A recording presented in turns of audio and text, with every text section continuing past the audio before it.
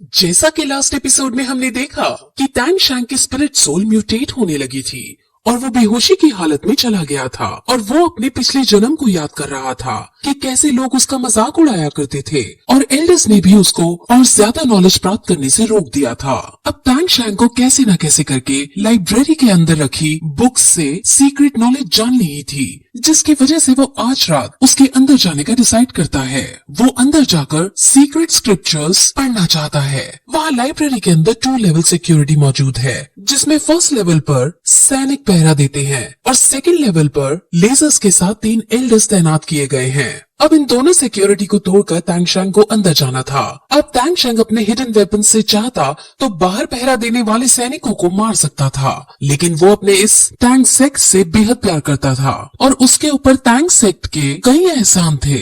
इसलिए वो छुपते छुपाते लाइब्रेरी के अंदर जाता है और फर्स्ट लेवल ऑफ सिक्योरिटी पार कर लेता है। अब वो सीक्रेट स्क्रिप्चर्स को देखता है, जिसके आसपास कई सारे लेजर्स मौजूद हैं और 3 एल्डर्स भी इसकी रखवाली कर रहे हैं। अब टैंग शैंग कैसे न कैसे करके बाहर एक हलचल पैदा कर देता है, जिसको सुनकर तुरंत एल्डर्स उस हलचल की तरफ भाग जाते हैं और टैंग शैंग लेजर से बचते बचाते सीक्रेट स्क्रिप्चर्स को प्राप्त कर लेता है। अब जैसे ही वो सीक्रेट स्क्रिप्चर्स को खोलता है, वैसे ही वहाँ टैंग सेक्ट का एम्परर आ जाता है और उसको बताता है कि दुनिया वालों के लिए यहाँ लेवल 2 की सिक्योरिटी ही है, लेकिन किसी को नहीं पता कि असल में इसके अंदर लेवल 3 की भी सिक्योरिटी है। लेवल 3 की सिक्योरिटी में मैं खुद यहाँ की रखवाली करता हूँ। अब एम्परर कहता है कि तुम्हें इस जुर्म में टैंग सेक्ट से निकाल दिया जाएगा, जिस पर टैंग शैंग उदास हो जाता है और कहता है कि मैं बचपन में यहाँ आया था और यहीं से मेरी परवरिश हुई थी। मैं इसको छोड़कर तभी जाऊंगा जब मेरी मौत मुझे लेने आएगी और लगता है कि वो वक्त अब आ चुका है। अब ये कहकर वो अपने हिडन वेपन से सुसाइड करने लगता है, लेकिन एम्परर उसे रोकता है और उसे अब टैंग सेक्ट की सच्चाई बताते हैं। असल में टैंग सेक्ट समय के साथ बहुत बड़ा सेक्ट बन गया और पूरी दुनिया में इसकी वाह-वाह होने लगी, लेकिन टैंग सेक्ट के बाहर अमीर और गरीब में भेदभाव बढ़ता गया। जो बाहर के लोग सीक्रेट टेक्निक को सीखना चाहते थे, उनको सीक्रेट सिखाना मना कर दिया और जो अंदर के लोग या शाही परवरिश के लोग इस सीक्रेट टेक्निक को सीख रहे थे, उनके पास इतनी एबिलिटीज नहीं थी जिससे वो इसको सीख नहीं पाए और ऐसे ही करते करते कई सारी टेक्निक्स विलुप्त हो गयी। और अब तुम बाहर के होकर इस सीक्रेट टेक्निक को चुराने आए हो, तो इसमें गलत बात नहीं है, लेकिन ये रूल्स के खिलाफ है, इसलिए वो एल्डर्स तुम्हें ढूंढते ही होंगे। मैंने तुम्हें माफ कर दिया है, लेकिन तुम्हें उन एल्डर्स से बचना होगा। वो अब उस सीक्रेट स्क्रिप्चर को उसे देता है और उसे इससे सीखने को कहता है। वहीं अब टैंग शैंग की आंख खुलने लगती है और वो होश में आने लगता है और जब वो होश में आ जाता है तो अपने आगे जीवू को सही सलामत देख बहुत खुश होता है, लेकिन तभी अब टैंग शैंग की कमर से अपने आप स्पाइडर लेग्स निकलने लगते हैं और सब ये देखकर बहुत शॉक होते हैं। अब मिस्टर ज़ाओ उसे इसे कंट्रोल करने को कहते हैं, जिस पर टैंग शैंग फिर से मेडिटेट करता है और बड़ी मुश्किल के बाद स्पाइडर लेग्स को कंट्रोल करने में केपेबल हो जाता है। अब वो बातें कर रहे होते हैं कि तभी वहाँ बहुत सारी मकड़ियाँ आ जाती हैं। ये सब छोटी छोटी मकड़ियाँ थी और ये सब उसी के बच्चे थे जिसको टैंग शैंग ने अभी मारा था। हालांकि ये मकड़ियाँ अभी बच्चे थे, जिस वजह से टैंग शैंग और बाकी सब उससे लड़ने का डिसाइड करते हैं और टैंग शैंग अपने हिडन वेपन सबको देता है। सब उसके हिडन वेपन्स को देखकर बहुत शॉक होते हैं, क्योंकि उन्होंने ऐसे वेपन्स पहले कभी नहीं देखे थे। अब इन वेपन्स का यूज करके सब मकड़ियों को मार देते हैं। निंग रोंग रोंग को ये हिडन वेपन बहुत पसंद आया होता है, जिस वजह से वो उसे टैंग शैंग से खरीदना चाहती है, जिस पर टैंग शैंग कहता है कि मैं कुछ समय बाद ये तुम्हें फ्री में दे दूंगा। और फिर वो सबको एक एक हिडन वेपन देने को कहता है और फिर सब अब वापस स्कूल जाने लगते हैं। अब ऑस्कर के फ्लाइंग सॉसेज का यूज करके सब वापस आ जाते हैं। मिस्टर ज़ाओ दीन को सब बताते हैं कि अभी तक क्या क्या हुआ और फिर वहाँ ग्रैंड मास्टर भी आता है। अब वो लोग जाइंट एप के बारे में बात करते हैं, जिसमें मिस्टर ज़ाओ उससे उस जानवर के बारे में पूछता है जिसकी आवाज सुनकर जाइंट एप ने जीवू को छोड़ दिया था। अब ग्रैंड मास्टर बताता है कि वो जानवर एज्यूर बुल पाइथन है और वो जाइंट एप से भी ज्यादा शक्तिशाली है। जाइंट एप अगर जंगल का राजा है तो बुल पाइथन जंगल का एम्परर है। वो उसे फिर एक बात भी बताता है कि एक बार एक बहुत ताकतवर soul land master giant ape का शिकार करने जंगल में जा रहा था। उसे अपनी एबिलिटीज पर पूरा यकीन था कि वो जाइंट एप को मार देगा। जाइंट एप एक लेक के अंदर पानी पी रहा था और वो जाइंट एप को देखकर उसे युद्ध के लिए ललकारता है, लेकिन तभी वहाँ लेक के अंदर से उसे एक बहुत भयानक आवाज आती है और वो आवाज एज्यूर बुल पाइथन की थी। बुल पाइथन इंसानों की आवाज भी बोल सकता है और वो उस वॉरियर को वहाँ से जाने को कहता है और वो वॉरियर फिर बिना कुछ सोचे अपनी जान बचाने के लिए वहाँ से भाग जाता है। वो असल में बुल पाइथन की ताकत के बारे में उन्हें समझा रहा था। अब फिर वो ऑस्कर के बारे में बात करते हैं कि वो बहुत टैलेंटेड बंदा है। असल में श्रेक स्कूल के अंदर सभी बहुत टैलेंटेड हैं और अब इसीलिए उनकी आगे की ट्रेनिंग के लिए ग्रैंड मास्टर खुद उनको सिखाने का डिसाइड करता है। अब वो ग्राउंड में सभी बच्चों को बुलाकर उनको ग्रैंड मास्टर से इंट्रोड्यूस कराता है और अब ग्रैंड मास्टर आज से उन सभी के टीचर बन जाते हैं।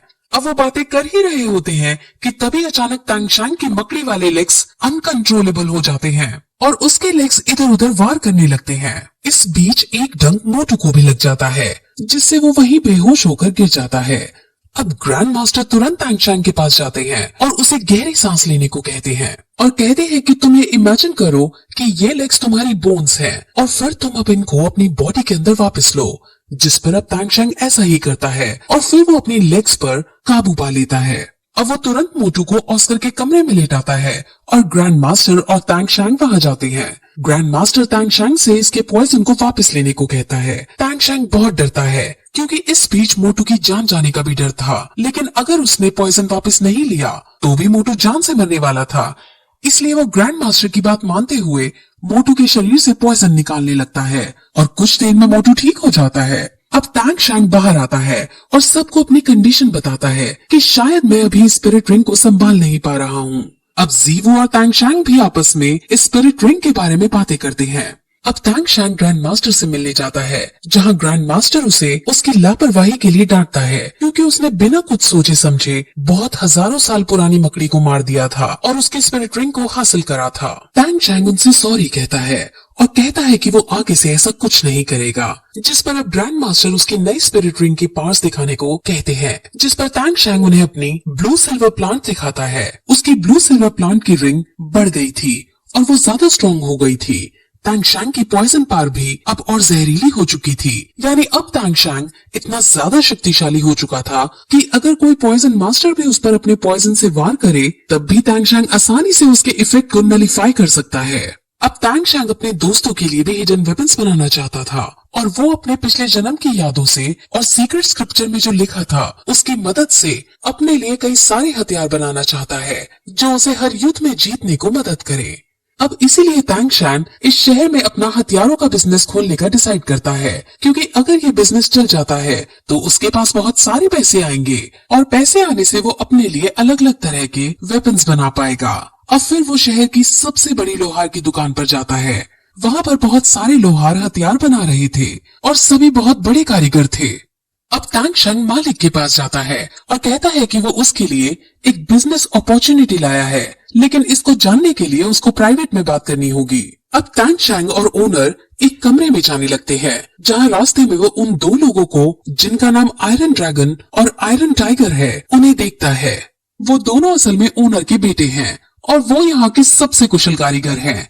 अब तांगशांग रूम में जाकर उन्हें कहता है कि मैं आपको 100 सोल कॉइन्स दूंगा और आपको मुझे यहाँ एक सीट देनी होगी, यानी मुझे यहाँ अपने औजार यूज करने देने होंगे और मैं उनसे बहुत अच्छे अच्छे हथियार बनाऊंगा जिसे बेचकर जो प्रॉफिट आएगा वो हम शेयर करेंगे। अब उनको ये प्लान बहुत अच्छा लगता है, लेकिन वो तांगशांग पर यकीन नहीं कर पा रहे थे कि ये बच्चा हथियार बना भी पाएगा या नहीं। इसीलिए वो उससे उसकी स्किल्स के बारे में पूछता है, जिसमें जब उन्हें उसकी रैंक 30 पता चलती है तो वो बहुत शॉक होते हैं।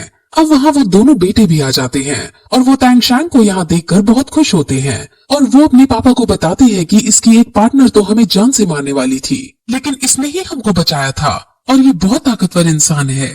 अब ये सुनकर ओनर बहुत खुश हो जाता है और उसके साथ इस बिजनेस को करने के लिए मान जाता है। अब फिर वो वापस स्कूल आता है जहाँ उसे जीवू दिखती है और वो दोनों एक दूसरे के साथ हमेशा रहने का वादा करते हैं और वो दोनों एक दूसरे के बहुत नजदीक भी आ जाते हैं। लेकिन तभी वहाँ उन्हें निंग रोंग रोंग की आवाज आती है और वो एम्बैरेस होकर वापस स्कूल की तरफ जाने लगते हैं। आज ये लोग तांगशांग के रैंक 30 पर पहुँचने की पार्टी करते हैं और सब बहुत मस्ती करते हैं। अगले दिन ग्रैंड मास्टर खुद उन सब के लिए ब्रेकफास्ट बनाता है और फिर सब ग्राउंड में आकर एक लाइन में खड़े होते हैं और वहाँ पर अब ग्रैंड मास्टर उन्हें कहता है कि अब तुम लोगों की इंटेंस ट्रेनिंग शुरू होगी। वो मिस्टर धाई को अपने पास बुलाते हैं और कहता है कि तुम्हें इन सब से बारी बारी से फाइट करनी है, लेकिन तुम्हें ध्यान रखना है कि किसी को चोट ना पहुंचे। और जब तुम टैंगशैंग से फाइट करो तो टैंगशैंग तुम्हारे साथ थर्ड स्पिरिट रिंग को यूज नहीं करेगा। अब ये सुनकर मिस्टर दाई कहता है कि टैंगशैंग अपनी थर्ड स्पिरिट रिंग का यूज कर सकता है, क्योंकि मैं उसे उसकी थर्ड स्पिरिट रिंग के साथ भी हरा दूंगा। लेकिन ग्रैंड मास्टर उसे मना करता है और कहता है कि अगर टैंगशैंग ने मकड़ी वाली पार को यूज किया तो तुम जिंदा नहीं बच पाओगे। अब ये सुनकर सब हंसने लगते हैं, लेकिन मिस्टर दाई ग्रैंड मास्टर से जिद करता है, तो ग्रैंड मास्टर टैंगशैंग को थर्ड स्पिरिट रिंग का यूज करने की परमिशन दे देता है। और अब उन दोनों में फाइट शुरू होती है और उसमें स्पाइडर वेब बनाकर मिस्टर दाई को फंसा देता है और उससे निकलने के चक्कर में उसके शरीर में पॉइजन फैलने लगता है। अब मैच रोक दिया जाता है और पहले टैंगशैंग उसके पॉइजन को हटाता है और फिर ग्रैंड मास्टर उन सभी को टीम वर्क की ताकत समझाते हैं और उनको हमेशा साथ एक साइड से लड़ने के लिए मोटिवेट करता है। अब मोटू ऑस्कर से लड़ता है और ऑस्कर हार जाता है, जिसके बाद मिस्टर दाई मोटू से लड़ता है और मोटू और मिस्टर दाई के बीच बहुत आइकॉनिक लेवल का मैच होता है, जिसमें पहले तो मिस्टर दाई कमजोर पड़ रहा होता है, लेकिन मिस्टर दाई अब अपने फुल पोटेंशियल में आता है, जिसके बाद दोनों आपस में आइकॉनिक लेवल की फाइट करने लगते हैं।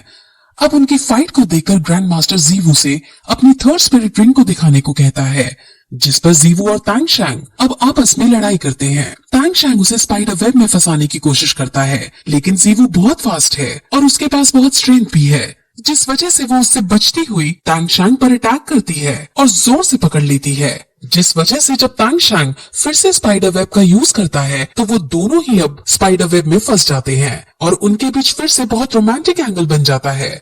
वहीं मिस्टर दाई और मोटू में से कोई हार जीत नहीं रहा होता, इसलिए उनके मैच को रुकवा दिया जाता है। अब वो उन सबकी फाइटिंग में कमियां निकालते हैं और उनकी कमियों को उनको बताकर आगे से और ज्यादा ध्यान रखने को कहते हैं। और अब जीवू की बारी आती है और अब जीवू की कोई कमी ग्रैंड मास्टर को नजर नहीं आती, जिससे सब बहुत ज्यादा शॉक होते हैं। अब वो जीवू को थर्ड स्पिरिट रिंग के बारे में बताते हैं कि इसकी थर्ड स्पिरिट रिंग की वजह से इसके पास हजारों साल पुरानी लाइटनिंग स्पीड के रैबिट की ताकत आ गई है और इस टेक्निक का यूज करके ये अपने आप को हवा में टेलीपोर्ट भी कर सकती है। अब क्योंकि सभी ने कोई ना कोई गलती की थी, इसलिए सबको पनिशमेंट दी जाती है और उन्हें पत्थरों से भरा बैग उठाकर चक्कर लगाने थे। जिसने गलती नहीं की थी वो भी चक्कर लगाते हैं, क्योंकि वो अपने दोस्तों को पनिशमेंट खाते नहीं देख सकते थे। और फिर यही इस तरह ये एपिसोड खत्म हो जाता है।